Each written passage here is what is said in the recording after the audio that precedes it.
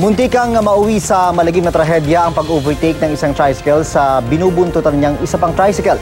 Bumulaga sa harap ng nag-overtake na tricycle ang paparating na delivery van. Balitang hatid ni Katrina Son.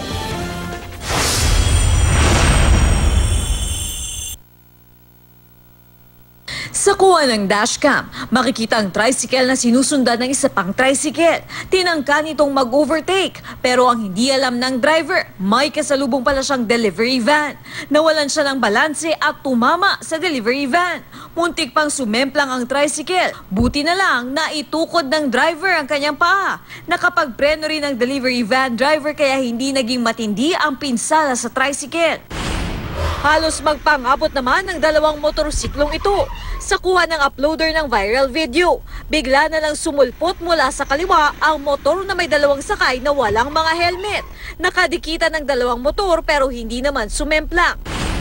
Takaw disgrasya naman ang pag-angkas sa motor na ito. Hindi isa, hindi dalawa, kundi 6 ang sakay ng motorsiklo. Naka-helmet ang dalawang matanda pero ang 4 na bata, tiyak na mapupuruhan sakaling madisgrasya. Sa Cebu, Christmas tree naman ang dami ng taong nakasabit sa truck. Sa mga larawan, kitang-kitang marami ring kargang gamit ang truck, kaya naman lubhang delikado ang pwesto ng mga sakay nito. Pahirapan naman ang pag-angat sa motorsiklong ito mula sa hukay ng ginagawang tubo ng tubig sa Quezon City. Sa video ni News Cooper Ronnie Utuhan, makikitang ilang tao ang nagtulong-tulong para maiangat ang motor. Ayon sa rider, nahulog siya sa hukay matapos gitgitin ng bus. Ligtas naman ang rider na nagtamo lang ng galos. Katrina Son, GMA News.